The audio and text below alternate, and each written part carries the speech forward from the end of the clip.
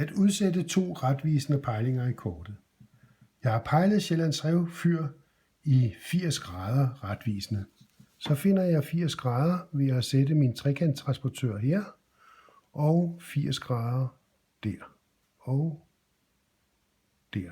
Sådan. Så tager jeg igen min lineal og lægger den på siden, og så parallelt forskyder jeg ned til Sjællands Rev Fyr og slår en streg i kortet. Derved har jeg nu den første stedlinje.